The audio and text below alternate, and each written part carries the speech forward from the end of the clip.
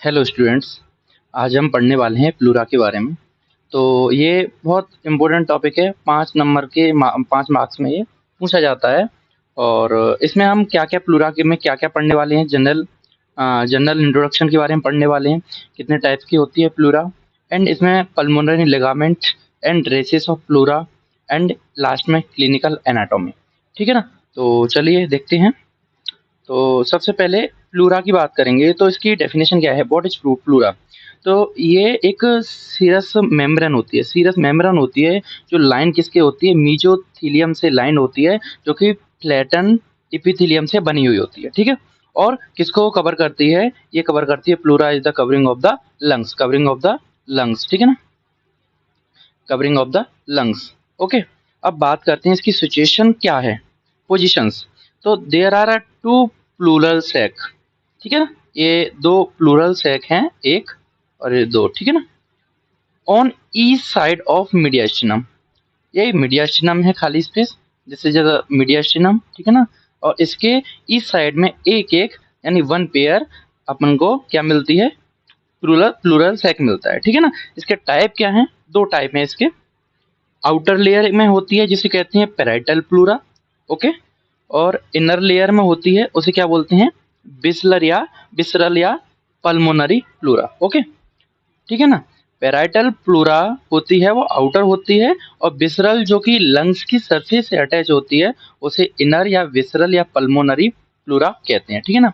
अब pleural cavity एक bird आता है। ठीक है।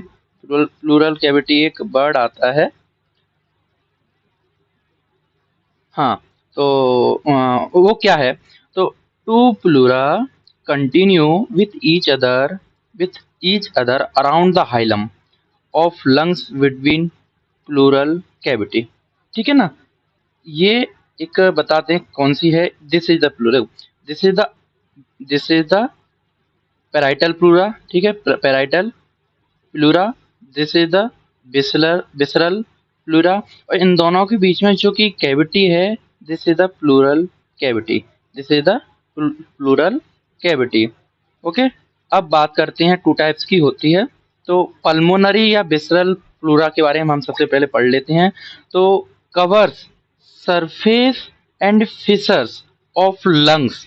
ये सरफेस और फिशर्स, जो लंग्स के सरफेस और फिशर होता है उसको कवर करता है, एक्सेप्ट किसको छोड़ के, हाइलम को। जो लंग्स में हाइलम होता है, दिखाता हूँ। लंग्स में हाइलम होता है। लंग्स में this is the area of hilum. Okay. This is the area of hilum.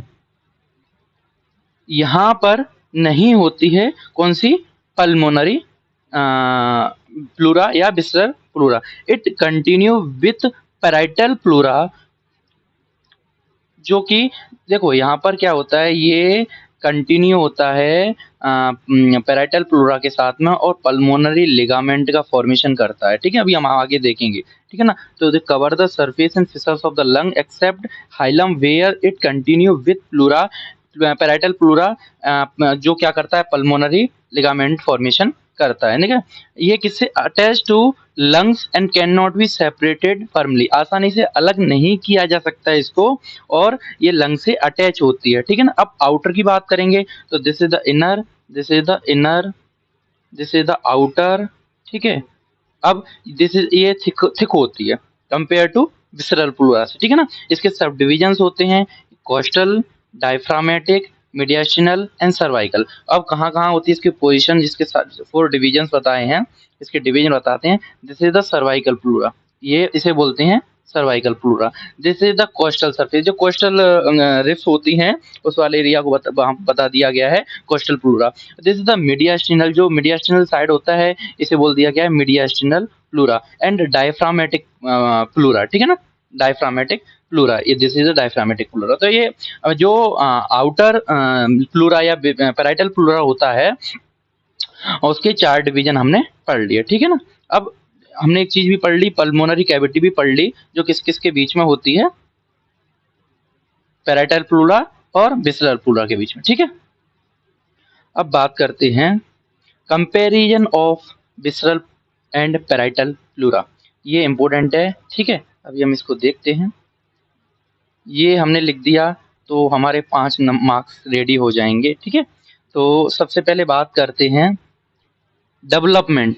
Development wise देखते हैं तो जो विसरल प्लूरा होता है वो स्प्लैंक्नोप्लूरिक मीजोडर्म जो एम्ब्रियो का फॉर्मेशन होता है, तो उस टाइम पर स्प्लैंक्नोप्लूरिक मीजोडर्म से विसरल प्लूरा का फॉर्मेशन होता है, डेवलपमेंट होता है। एंड पैराइटल प्लूरा का सोमेटोप्लूरिक मीजोडर्म से फॉर्मेशन होता है। ठीक है ना। पोजीशंस की बात करेंगे, जो विसरल प्लूरा होता है वो हमने पढ़ा था line surface of lungs including the fissure, कि कहाँ पर नहीं होता है, एक्सेप्ट कहाँ पर, हाइलम। ठीक है ना। Okay, lines thoracic wall, mediastinum and diaphragm. कौन, पैराइटल प्लूरा।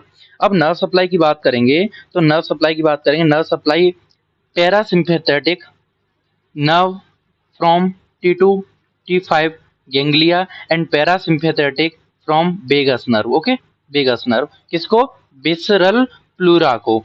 विसरल प्लूरा जो लंग्स को नर्व सप्लाई करेगी वही नर्व विसरल प्लूरा को सप्लाई करेगी, क्योंकि ये लंग्स की सरफेस से अटैच होता है। लेकिन जो पैराइटल प्लूरा होता है उसको थोरैक्स की नर्व सप्लाई करेगी और फेनिक नर्व सप्लाई करेगी। ओके, अब सेंसिटिविटी की बात करेंगे, तो सेंसिटिविटी जो विसरल प्लूरा होता है वो इनसेंसिटिव होता है। क्या होता है, इनसेंसिटिव टू पेन होता है।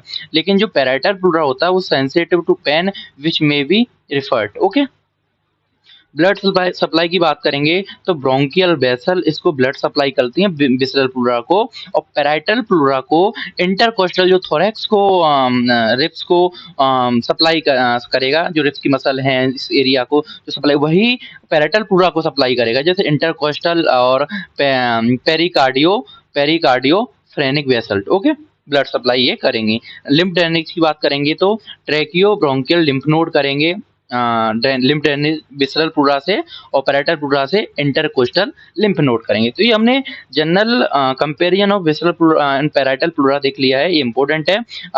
हम अगर शॉर्ट नोट 5 नंबर में आया तो ये इसको हमने लिखा और डायग्राम बनाया तो हमारा काफी हद तक काम हो जाएगा। ओके, अब हम बात करते हैं पल्मोनरी लिगामेंट के बारे में बात करते हैं। ये हमने यहाँ पर देख ही लिया है डायग्राम। ठीक है, ये पैराइटल प्लूरा है, ये विसरल प्लूरा है। ठीक है, अब हम बात करें पल्मोनरी लिगामेंट क्या होता है। पल्मोनरी लिगामेंट, तो पल्मोनरी लिगामेंट पैराइटल प्लूरा, जो पैराइटल प्लूरा होती है surround the root of the lungs, extend downward beyond the root. जो parietal pleura surround the root of lung, extend downward beyond the root से beyond क्या होता है कि ये जो कवरिंग है ये पैराइटल प्लूरा की। अब क्या होता है, जो हाइलम होता है उससे beyond downward, beyond and extend downward. ठीक है ना, ये एक पल्मोनरी लिगामेंट का फॉर्मेशन करता है। This is called the pulmonary ligament. क्या है, this is called the pulmonary ligament. इसी के बारे में यहाँ पे बताया गया है। जैसे क्या कहते हैं हम, पल्मोनरी लिगामेंट कहते हैं, बियॉन्ड द रूट होता है। ठीक है ना, डाउनवर्ड होता है। फोल्ड कंटेंस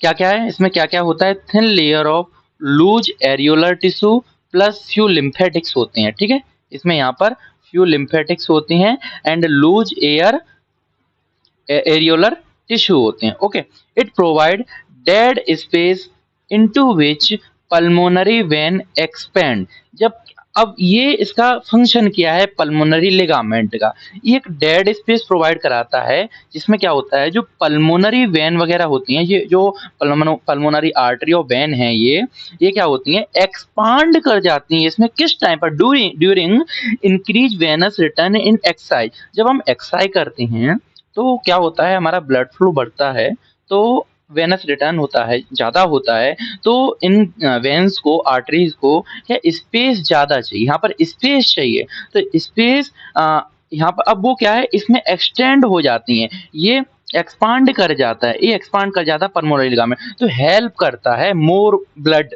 रिटर्न के लिए। ठीक है ना, यही है। अब हम बात करेंगे, ये हमारा पल्मोनरी लिगामेंट के बारे में हो गया, इतना ही था पल्मोनरी लिगामेंट। ठीक है ना, ये this is the root of the lung, ये complete root of the lung है। अभी हम ये सेकंड पार्ट में हम पढ़ेंगे इसके।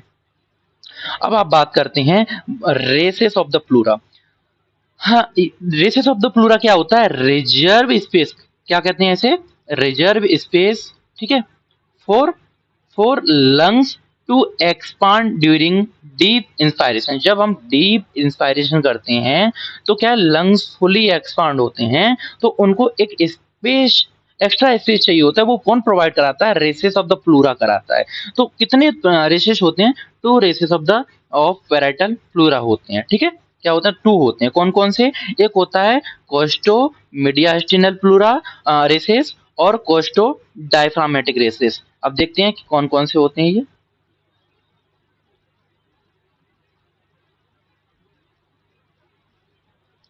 देखो ये रहे, this is diagram. This is a costo mediastinal recesses and this is a costo diaphragmatic recesses. अब कैसे? नाम के नाम में ही छुपा हुआ है। कोस्टो यानी coastal bird and mediastinum. Coastal मतलब कोस्टल मतलब जो रिफ्स हैं और मीडियास्टिनम के बीच का जो स्पेस है, जो यहाँ पर कोस्टो मीडियास्टिनल रेसेस बनाता है, और सेकंड रेसेस बनाता है कोस्टो डायफ्रामेटिक के। जो डायफ्राम के बीच में यहाँ पर ये स्पेस होता है, इस स्पेस को बोलते हैं कोस्टो डायफ्रामेटिक रेसेस, ठीक है ना। तो ये दो रेसेस हो गए। पढ़ते हैं इसके बारे में। जो कोस्टो मीडियास्टिनल रेसेस होता है, एंटीरियरली होता है, बिहाइंड स्टर्नम होता है, ठीक है ना, एंड कोस्टल कार्टिलेज के पीछे होता है, ठीक है ना। Between coastal and mediastinal pleura, किसके बीच में होता है? कोस्टल एंड मीडियास्टिनल प्लूरा के बीच में होता है, ठीक है।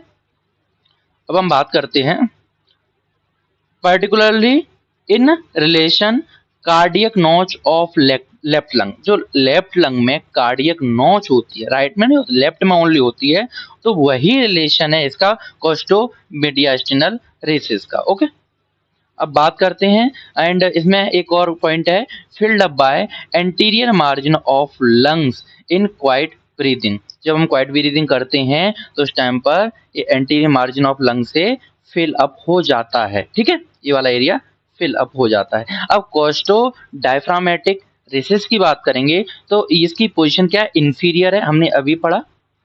दिस इज द इंफीरियरली, ठीक है ना, इंफीरियरली।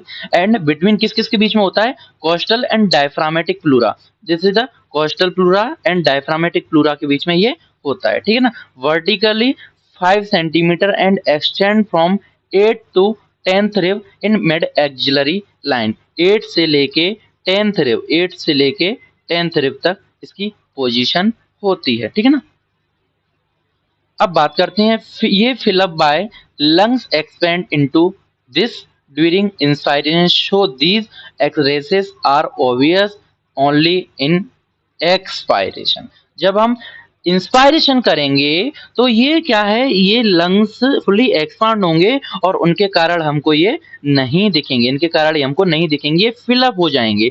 लेकिन जब हम एक्सपायरेशन करते हैं तो लंग्स में से एयर आउट हो जाती है और यहाँ पर हमको क्या, ये दोनों रेसेस दिखने लगते हैं। तो यही है, ये हमको कब दिखते हैं? ये ओनली ड्यूरिंग ओनली एक्सपायरेशन के टाइम पर ये रेसेस हमको दिखते हैं, ठीक है।